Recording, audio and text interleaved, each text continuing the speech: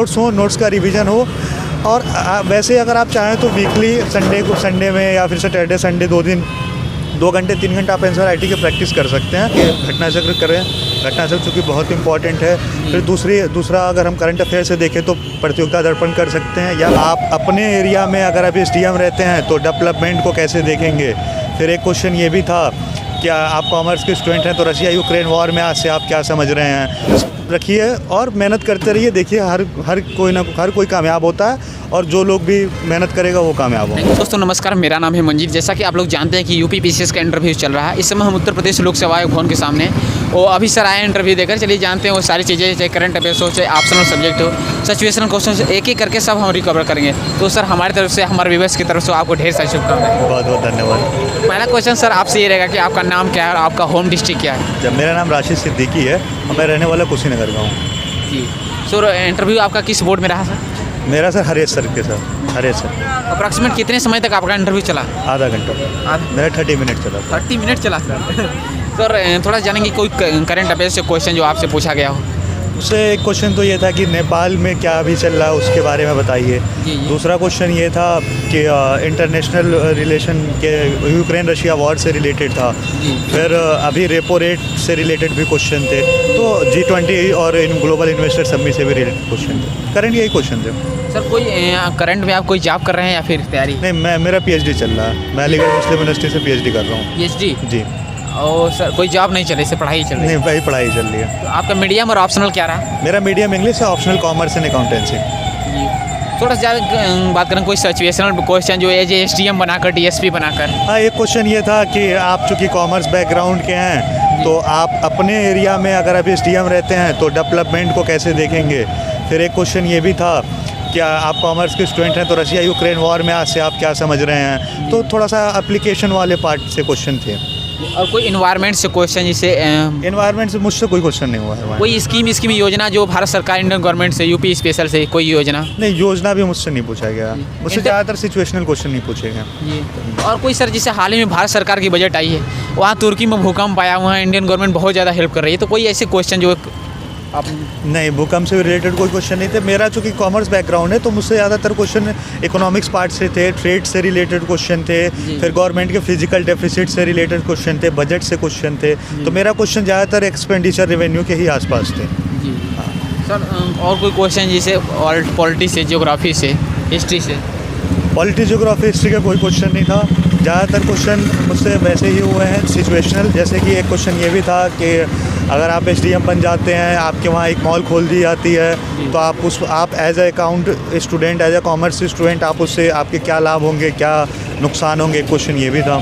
जी sir, UP पीछे से कौन सा अटैम्प्ट था आपका? इससे पहले भी कौन सी तैयारी कर रहे थे? मेरा दूसरा अटैम्प्ट था। मैं 2021 में भी दिया था। 2021 में मेरा प्रीलिम्स नहीं हो पाया था।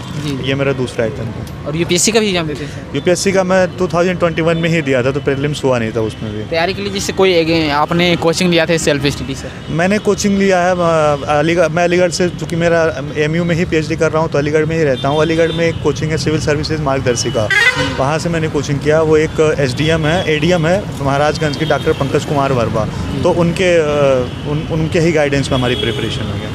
सर थोड़ा सा बात करेंगे जो आपने प्रीलिम्स के लिए क्या क्या आपने बुकें पढ़ा था, उससे बताइए जिससे आने वाले एग्जाम में हेल्प मिलेगी, जो स्पेसिफिक हो। देखिए, प्रीलिम्स का बिल्कुल कॉमन है, सबको पता है। लेकिन फिर भी सर जो आपने पढ़ा था, मार्केट में बहुत सारी चीज़ें हैं। नहीं, ज़्यादातर जो स्टूडेंट हैं उनसे आप ये पूछेंगे जो इंटरव्यू दे रहे हैं या फिर जो क्वालिफाई कर चुके हैं, उनका सिंपल सा कहना यही रहेगा कि घटना चक्र करें।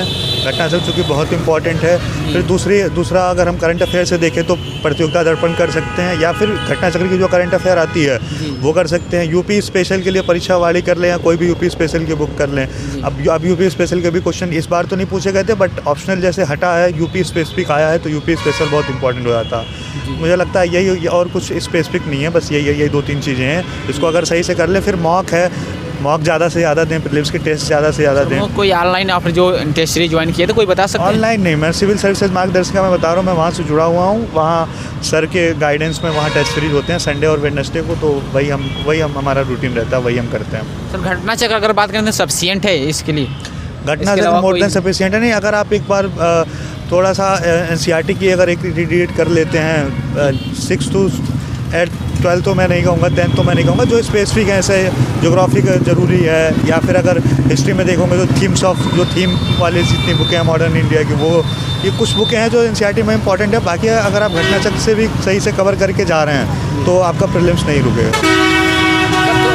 उसके प्रीलिम्स के बाद में जो है मेंस का एग्ज़ाम होता है, तो मेंस के लिए कैसे प्रिपेयर करें अपने आप को? डेली आंसर राइटिंग करें या फिर कोई ऐसे अपने आप को शेड्यूल बांटते हैं? देखिए, मेंस का ये है कि एक तो आपके पास नोट्स सारे होने चाहिए, आपकी खुद की हैंड राइटिंग की सारे नोट्स होने चाहिए, हर सब्जेक्ट के।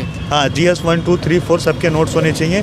अब यूपी स्पेसिफिक आगे ऑप्शनल हट के तो उसके भी नोट्स होने चाहिए।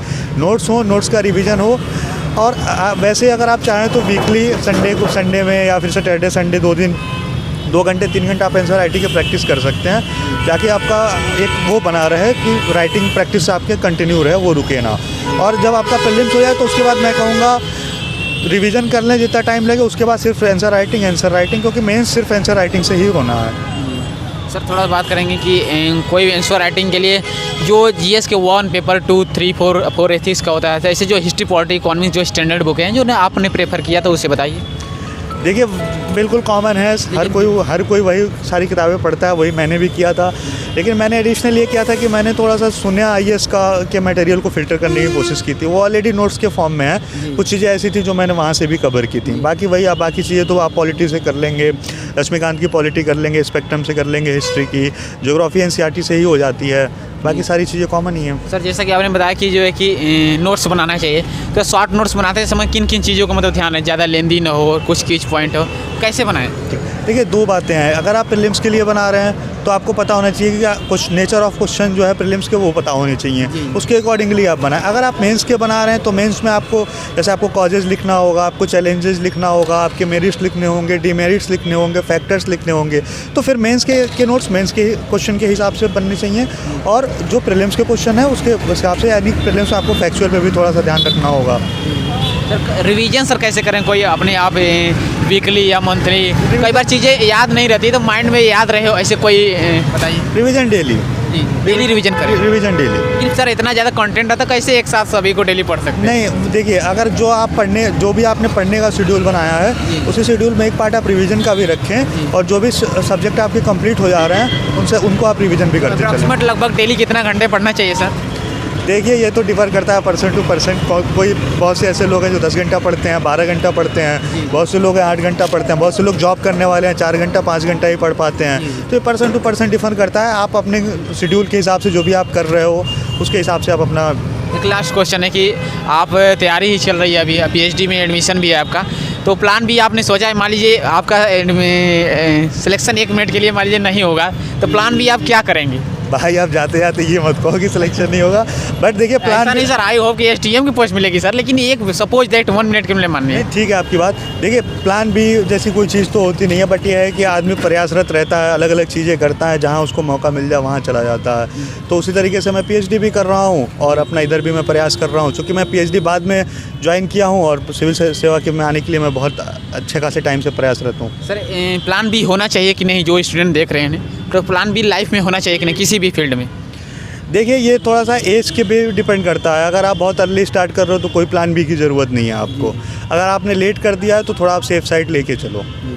तो जो न्यू स्टूडेंट हैं क्या सजेशन देना चाहते हैं अपनी तरफ से एज ए मोटिवेशन के तौर पर? देखिए, सजेशन यही है कि बस पढ़ते रहिए, लगातार पढ़ते रहिए, और एक पेशेंस रखिए और मेहनत करते रहिए। देखिए, हर कोई कामयाब होता है, और जो लोग भी मेहनत करेगा वो कामयाब होगा। Thank you sir, all the best. इस बार आपकी STM की पोस्ट मिले और पर्सनालिटी भी बेस्ट है सर। थैंक यू सर, एक बार वेलकम। ठीक।